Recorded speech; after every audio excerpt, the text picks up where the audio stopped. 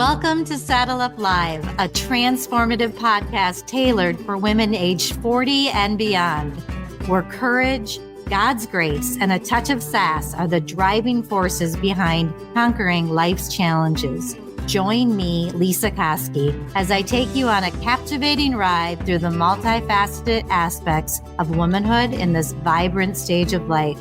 We are covering everything from my journey through breast cancer, the intricacies of marriage, and the joys of motherhood, to the exciting adventures of grandparenting. In each episode, we saddle up for candid conversations about God, health, relationships, family dynamics, and the beautiful chaos that comes along the way. But here's the twist.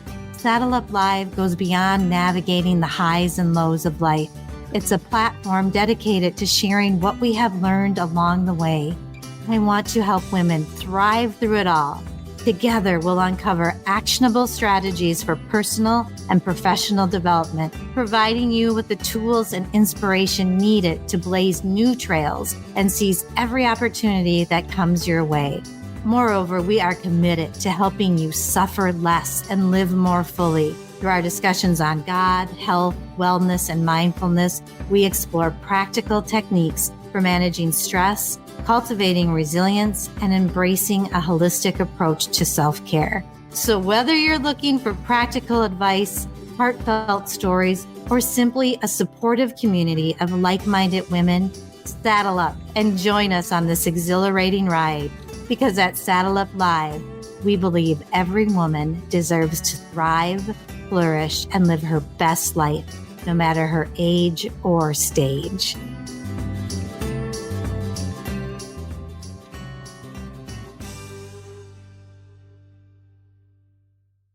Welcome to the fourth episode of Saddle Up Live. I'm so thankful that you're here.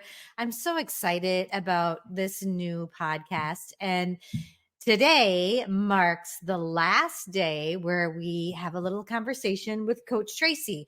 If you go back, we've been kind of talking about, in the beginning, I share a little bit about my breast cancer journey. And then I have these podcasts that I recorded with Coach Tracy about her planner. And what we're going to talk about today with her planner is productivity and how to increase that. And I am not lying. What she taught me with Hour One and Hour Done did change my life.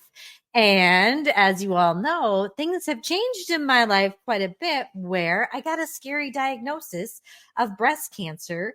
And I'm not kidding. I threw all this planning and my calendar to the wind. And I really am just starting to maybe get back to it, but still really helpful information when you're rolling through life, going through little ups and downs. But when you have big ups and downs, we're going to be talking about that in the upcoming weeks. And I'm really excited. Some future episodes include Sharon Pope. Look her up. She's amazing. She talks about relationships when you're going through something hard. Then we also have that Darling Hacking Happiness gal. She's written a book called Hacking Happiness, and she has a podcast. Those are ones coming up that we're going to talk a little bit more. But just to remind you, I had really good news after my lumpectomy. It was smaller than they thought. They got it all. My margins were clean. Nothing in my lymph nodes. Yay! Let's celebrate that. I think what I struggle with now is, because of what was feeding it, I knew all along that my journey would include chemotherapy. And that is scaring me, and it's bringing me down a little bit. So, I'll let you know next week how I'm faring with it. And I'm going to keep doing these through it. The really good news is that because my pathology was so good and because it was early detection, go get your mammograms. My chemo is not going to be as hardcore as, a lot of people get. It's still going to be hard and something I've never done. And that kind of scares me. And Good Lord, I am just so thankful that I have been finding comfort in my Bible and have been kind of hanging out with Jesus through this. So, in the next couple episodes, we're going to talk a little bit more about how do you plan, quote unquote, when you're going through something that really kind of knocks you off your socks that you're not ready for. And that can be like a divorce, it can be a diagnosis, whatever it is. I want to help you through it. And you know what? I'm not doing it perfect. I don't know if I'm doing it right, but I'm just kind of doing the best that I can and living moment by moment. So, stay tuned for the next couple of weeks after this one, and we'll delve a little bit more into how to deal with really hard news like that. And at the same time, I'll take all your prayers, but I'm feeling so good and I'm feeling so grateful for everything that I have learned. So it's all good stuff. And again, I'm thankful that you're here. Stay tuned because this is a really great episode with Coach Tracy. Welcome back to the Saddle Up segment, listeners. And this is our last Saddle Up segment that's going to talk about the planner. So I'm welcoming back Tracy Pleschourt from Self Made You, my coach. And she's been here so much, and I so appreciate her. And I love her planner. So, go check it out at Self Made You, or you can purchase it on Amazon, or you can just listen to these and get the questions that we ask ourselves every day. But I wanted to end this series with Tracy doing a little bit of teaching on something that I learned that I do every week, hour one and hour done, and how that works. And then I want to delve a little bit more into looking at our gains, and that's in the planner. It's what I learned about myself that I do every day. So that's kind of the last piece that I want to talk about. So Tracy, can you just explain to the listeners what hour one and hour done is? Sure. Yeah. And one of the things that I think is worth noting is that if you kind of think about the overarching objective of this planner, it's first to be able to plan out your day, your months, your quarter, because there's 3 months worth of days in this book. It's also on a daily basis meant to help you better understand yourself. So there is the daily planner that's broken out by the half an hours.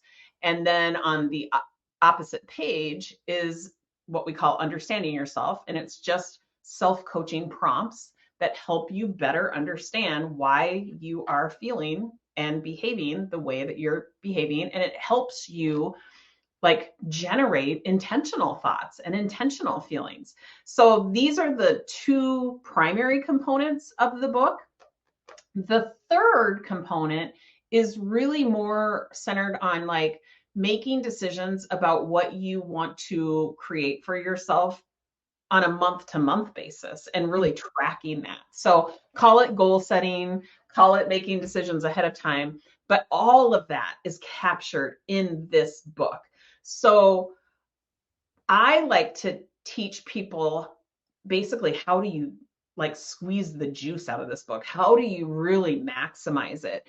And one of the best practices is what I call hour one and hour done. And this is something that my coach taught me. So I can't take credit for this, but it's such a great practice where hour one is just the first hour in the start of your week. So the start of your week might be Sunday, it might be Monday, but it's really the hour that you're dedicating to making decisions about what it is that you're going to commit to. So, and you're really doing that hour with intention. You are setting yourself up for success by quieting all the notifications. You're looking at what is it that I really want to accomplish. So I would have you referencing the goals that you've set for yourself for the quarter or for the month or for the week. Really looking at maybe the actions that didn't get executed the week before and what it is that you want to carry forward, or maybe not. It has you being really intentional. That 1 hour is all about making decisions about what it is that you're going to do ahead of time. Right. And I just want to say, Trace, I'm just going to jump in on how it kind of works. What it looks like for me is I get to my page and the first thing I do is, and I do it on Sundays usually, I write down, I do a brain dump. I write down because I need to get off my chest everything that I want to do. Mhm. I will include a fast. I will include my workouts. I will include everything on this page and I sit with it and I go, is there anything else? Is there anything else? And sometimes I look ahead on my phone and see what's there and I write it all down. And then Yeah. I And so take this is just for a visual. yes. So literally, this is the weekly to-dos. It gives you almost a full page worth of lines. So this is really an excuse to dump out everything, all Yep. of the chaos that's going on in that brain of yours, clear it out. Do Yep. yourself a favor, use that space. There's one every 7 days in this book. It's awesome. Yeah.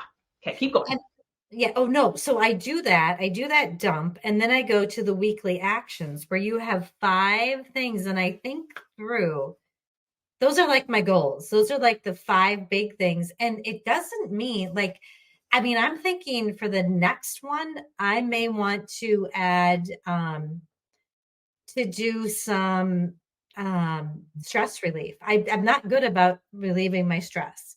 I mean, I count on trying to get a good night's sleep, but I'm not good about doing things during the day to reduce stress. And that could be one, even though for me, it doesn't seem like, well, that's not an action that's going to get my business. But so you put down what it is that you want to do. And mine might be get on the Divorce and Beyond podcast. That might be one, right? Okay, so that's there for the week and I leave it alone. And then I even go so far as to map out every day of the week what's on my calendar. So, it's chicken scratch, but it kind of looks like that. Um, and then I'm all set up so that when Monday unfolds, I know what's coming and I can go look through what we've already gone through in these saddle up segments, all those questions on the self coaching. So that's Mhm. how I kind of do my hour one. Is that how you think most people Yeah. do? Yep. Yep. So you're really doing the brain dump. And then studies have shown that we can really only prioritize and stay focused on no more than 5 things. And so, really kind of constraining yourself Yeah. to narrow down from that very long list that you may have taken the entire hour to compile, which I think is brilliant. When anytime you can take advantage of clearing out the Yes. mind chatter, do it. Like my pages are almost always full every Yep. single week because I've got all of these thoughts around. Don't forget to send out that anniversary card. Don't forget to Right. go to the DMV. Make sure you make that doctor's appointment. Get the dogs to the vet and to the groomer. And like, there's Yep. so many things that are being, taking up this prime real estate. I don't want to give my most valuable asset like over to the dog groomer. Like that's Right. ridiculous. So write it down. And then you look at, okay, what are the 5 main like priorities that are going to move me closer? Now, this is important, you guys.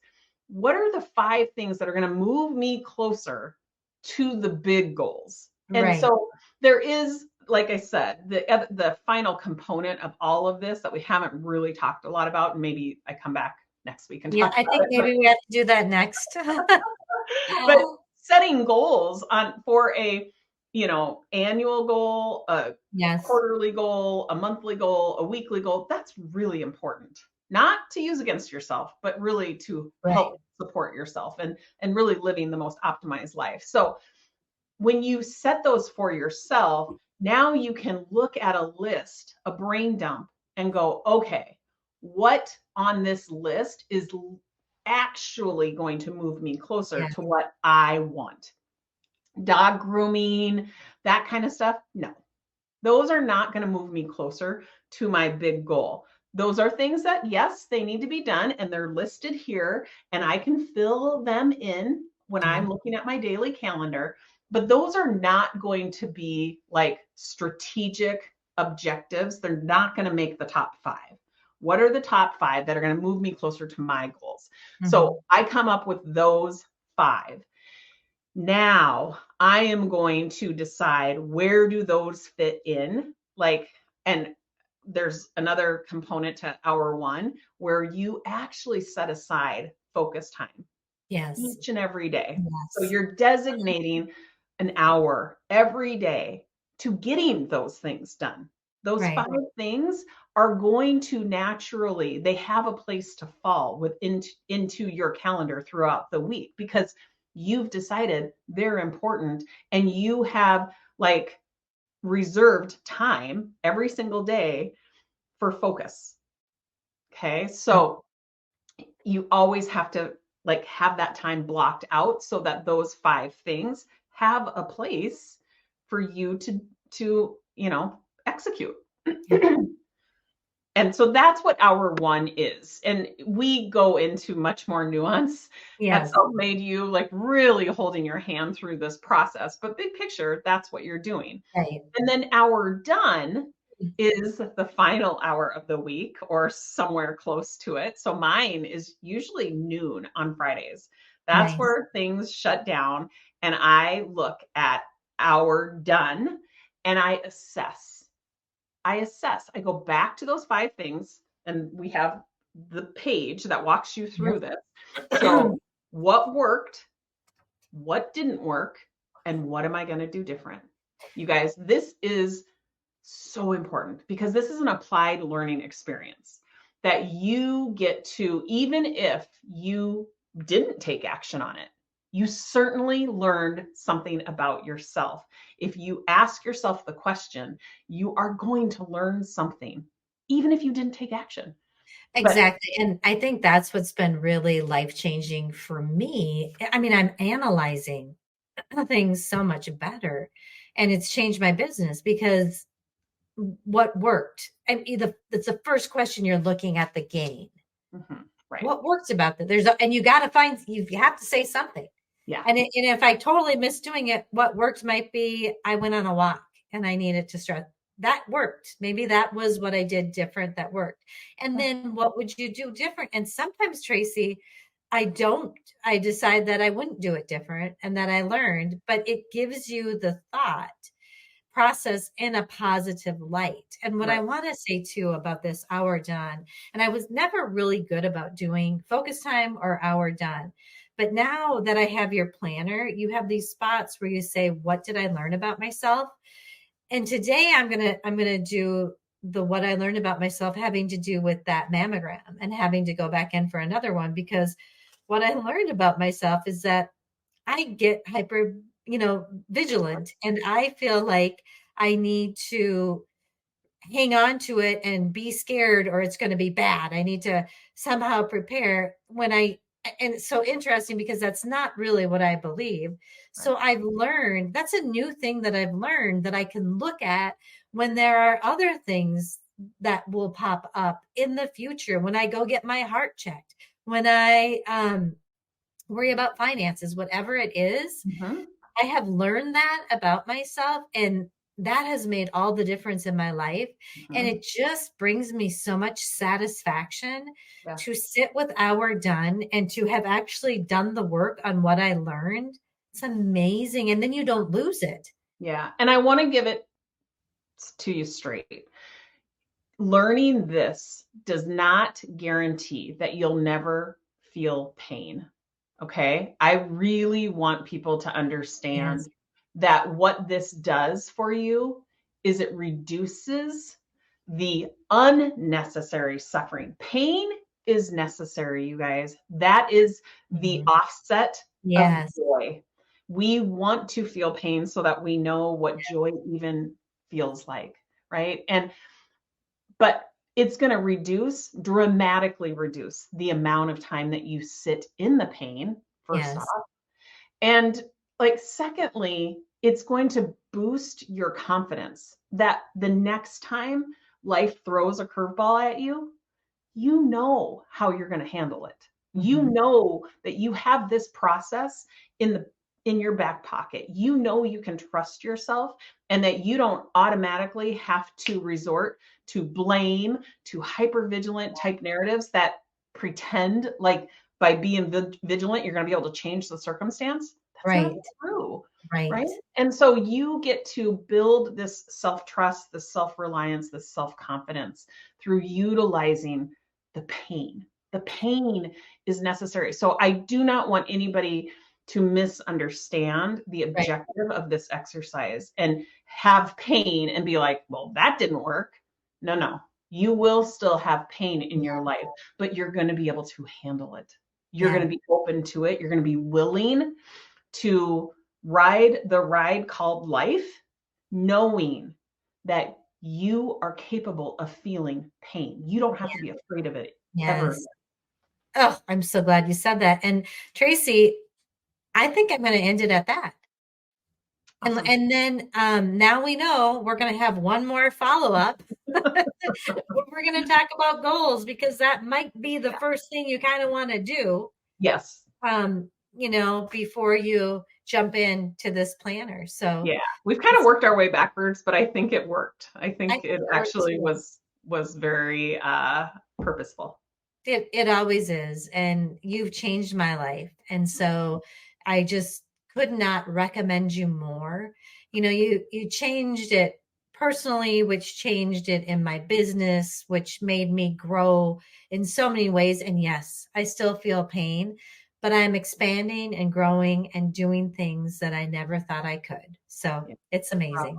Bravo. Thank you for being here. My pleasure. Thanks for having me. Thanks, listeners. See you next week.